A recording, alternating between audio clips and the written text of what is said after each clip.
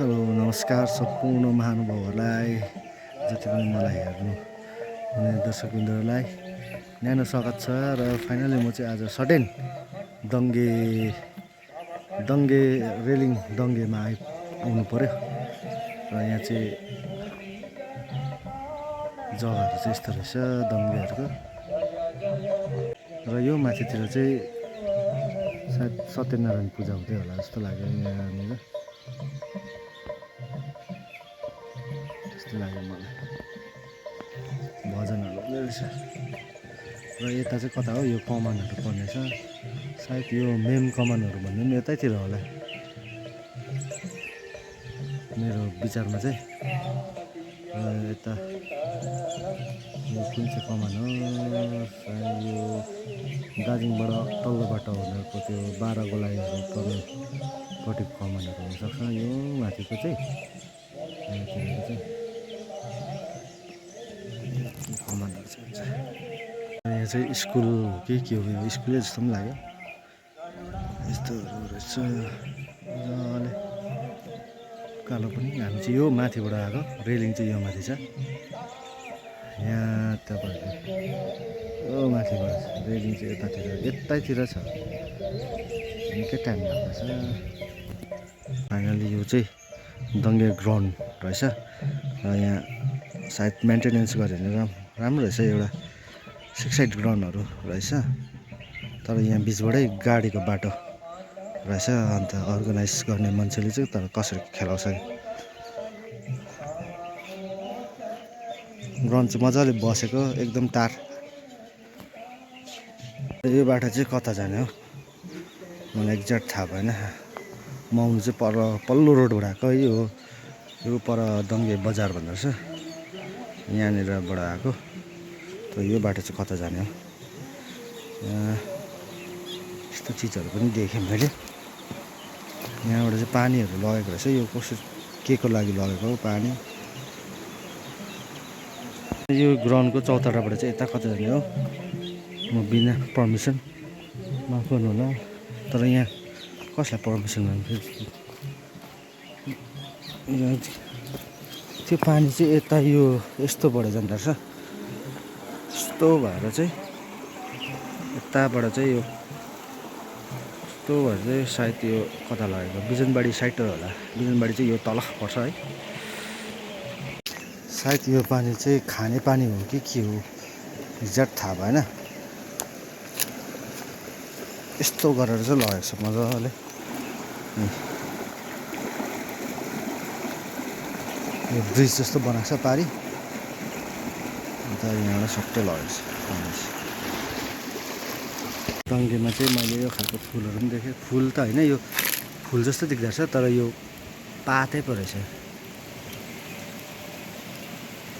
मजाले फुलेको रहेछ।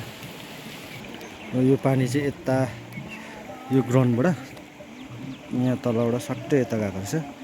अब यो कहाँ माथिबाट ल्याएको होला सायद। यो उता चाहिँ, र यो उता चाहिँ तपाईँहरूले मानेभन्ज्याङ चाहिँ यही उकालो हो। यो सिधै गयो भने चाहिँ मानेभन्ज्याङ पुग्छ तपाईँहरू। र यता माथि लङ्गुरदानहरू, अप्पर लङ्गुरदान, धोत्रेहरू पनि यहीँबाट पुग्नुहुन्छ, तर धेरै टाइम लाग्छ धोत्रेहरूबाट चाहिँ। यहाँ ग्राउन्डदेखि उन्दा चाहिँ यो खालको रहेछ जग्गा। यस्तो मजाले खेतीहरू है।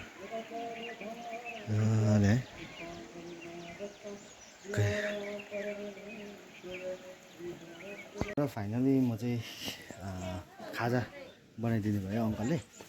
र यहाँ दोकान, यहाँ सानो घर रहेछ। यहाँ घरमा चाहिँ तपाईँहरूले वाइवाई चाहिँ पाउनुहुन्छ, बनाइदिनु हुँदैछ अङ्कलले। धन्न, मलाई धेरै भोक लागिसकेको थियो आएर है। तर यहाँ यत्रो बजार जस्तो रहेछ, तर दोकानहरू चाहिँ पुरा रहेछ, तर खाजा दोकानहरू चाहिँ छैन रहेछ है। सायद स्कुल टाइममा हुनुहुन्छ होला। र यदि तपाईँहरूलाई यहाँ आउँदा चाहिँ खाजाहरू खानु मन छ भने चाहिँ तपाईँले यो ठिक यो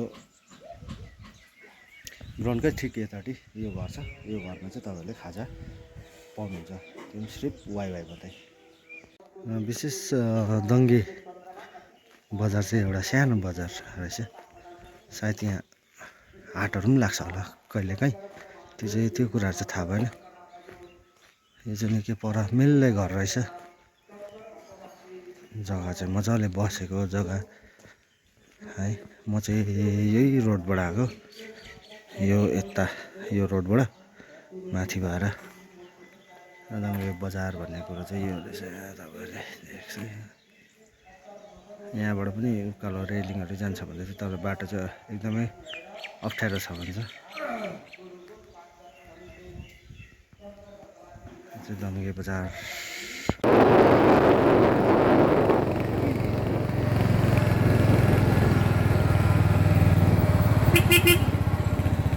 फाइनली लोधोरम बजार चाहिँ अहिले फिलहाल यस्तो भएको थियो।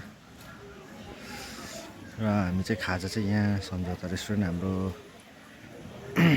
सुभाष बुबुको घर, हाम्रो रोशन दाको सानो गिफ्ट पसल पनि यहाँ रहेछ। रोशन दाको यहाँ चाहिँ सबै गिफ्ट पसलहरू, पानहरू पनि पाउँदो रहेछ। र फाइनली हामी चाहिँ दङ्गेबाट लोधोमा आइपुग्यो। मुस्किलले हाम्रो बाटो खराब। लोधोमा सम्झौता रेस्टुरेन्टमा आएर चाहिँ हामी, म चाहिँ फाक्साको थुक्पा खाएँ, उसले चाहिँ मोमो, फाक्साको मोमो सिङ्गो आइपुगेछ हो। ठिकै नि ठिकै।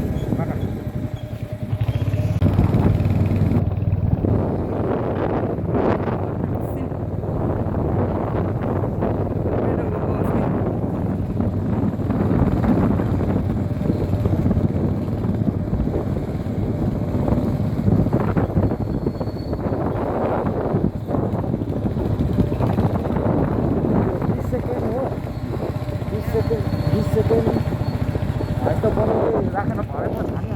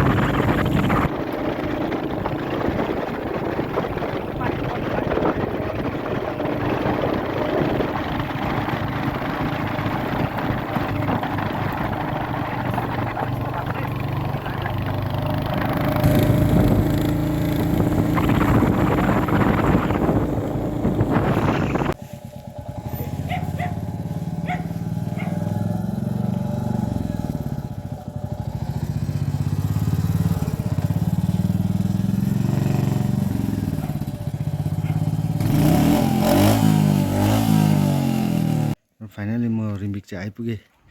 आउँदा आउँदै मैले चाहिँ यहाँ हाम्रो बालचन सरको घरको ताला मुनि चाहिँ एउटा दोकान देखेँ, दोकान थापेको रहेछ। सरले सायद सरले नै होला, सरले भन्दा पनि हाम्रो बहिनीले हेर्छ होला। मजाको यो ड्रेसिङ ऐनाहरू रहेछ, टी टेबलसँगै टेबल भन्दा यो कम्प्युटर राख्ने राम्रो रहेछ। टेबलहरू, आलमारीहरू नानीहरूको लागि यो चाहिँ साह्रो राम्रो लाग्यो नानीहरूको मजाले होमवर्कहरू गर्ने पढ्ने जग्गा भएको है। यहाँ उयो सोकेस पनि रहेछ, मजाको रहेछ। ड्रेसिङ ऐना, यो मसिनो के हो यो चिजहरू पुरा रहेछ। सेलरमा रहेछ र तपाईँहरू आएर यहाँ पनि एकदम सुपथ मूल्यमा राम्रो आफ्नो दामअनुसार छ भन्छ यो प्राइसहरू डल्लै।